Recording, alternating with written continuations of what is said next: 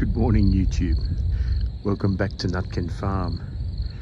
I'm videoing this at about 7:30 a.m. in January 2021, where the mist is just in the process of burning off after having clouded the farm entirely from some rain that happened earlier on this morning.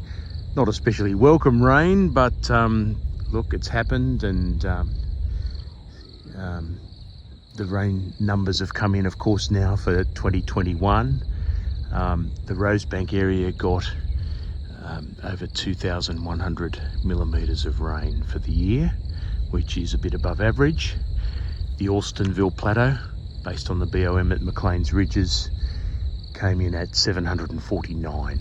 So pretty much, in a dry and a wet year, we're still getting about a 400 millimetre difference between those two macadamia growing areas in the northern rivers. Ordinarily I'd be grateful for the extra rain. It certainly can help you produce larger crops, I suppose, when the rain's needed. At the moment though, it's a challenge, and you can see recent signs of mowing here. That was me, but there is a lot more to do, and I've been making some very interesting skid marks in the ground as I've been sliding on soil. So, got to take that slowly. Crop for this year, well, it's there. I can take you to these 344s here at the edge of block 2, and you can see definitely some nuts on the tree.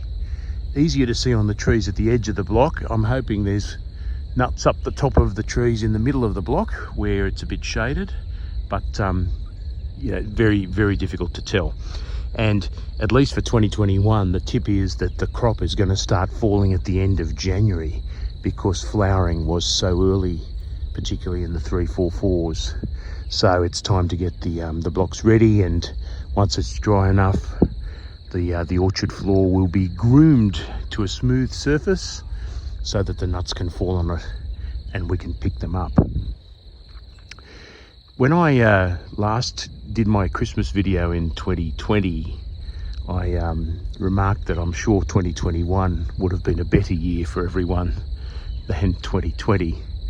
And for macadamia farmers, I'm not sure that's been the case, really. Not that I want to be a whinging farmer, I'm only a pretend one anyway. But 2021 brought out the difficulties with COVID and the macadamia industry, and that's the topic of this video, because I've never really specifically addressed it. But now we've got a little bit of data from the industry and a bit of experience in the supply chain. I can give you a bit of a rundown on what COVID does. First and foremost, from the demand side for macadamias, COVID has the net effect of reducing demand for macadamias, and the consumer markets, particularly in the US, have been quite depressed as a result of that. Demand is well down. Now, why is that so? Well, I suppose you could speculate it's a luxury nut. It's found in expensive hotels, in accommodation venues, in tourist shops, that sort of thing, and consumption goes down when people move around less. In Australia, the consumptions remain good. I don't know whether it's really more a product of people cooking them at home, or the promotions that the AMS does. Lots of beautiful recipes on their site, that sort of thing. Or maybe people's diets are changing more in favour of plant-based proteins, plant-based fats, and that's a plus. But overall terms, the demand has remained repressed, but there are signs of it coming back. So, really not rocket science there. On the farming side, well, as you know in the news, in January 2022, which we're in now, people are calling in sick, they've got COVID, and sometimes the wheels of industry tend to wind down a little bit. That's nowhere more evident than in the fertiliser industry, where there's stories of transport delays, meaning that you just can't get pallets out of factories, and you can't get workers into factories to make the product in the first place. And so my October fertiliser order, which is a custom blend from Eco Growth, like many others, is waiting in a queue because there's a shortage of some trace elements that don't allow the product to be made. And so we're sort of stuck in this loop.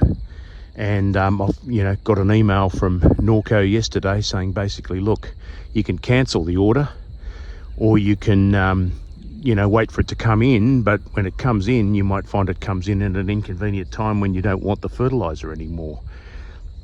I don't know what I'm going to decide in relation to that. I'm inclined to leave the order there because these trees have not been fed since August, and that is a bad thing. You've got to prime the trees for next year, and what it may end up doing is that you're feeding trees at the same time as you're harvesting them. Don't know that there's another way out from that, but we'll keep you posted on that. But the supply side things are bad. The rest of the time you can say, well, for a macadamia farmer, it's a fairly isolated job. If you work the farm by yourself, you're not much likely to catch COVID, but your suppliers and other things will be affected by them. All that means is that if you're a farmer who relies on yourself, obviously you don't want to get sick, and if you're a farmer who relies on contractors, you've got to show a little bit of understanding, because farm labour, like any labour in the city, can be affected by COVID, and when that happens, either tractors don't arrive, or there's plenty of businesses that do contracting where it only takes one link in the chain to go down for it all to go down, and that's an issue for getting things done. So the message for 2022 so far is do things ahead of time if you possibly can. The rain's not making that easy, but at least the principle is there, and by working together cooperatively through fairly difficult times COVID-wise, you can strengthen the relationships that you have and hopefully get yourself a little bit of priority when things clear up and work can be done again. Thankfully, one thing never changes, and that's the view. It's gorgeous, particularly when it's not raining. I'm going to sign off here, guys. I will hopefully come back to you soon with something more upbeat and positive to show you. Catch you soon.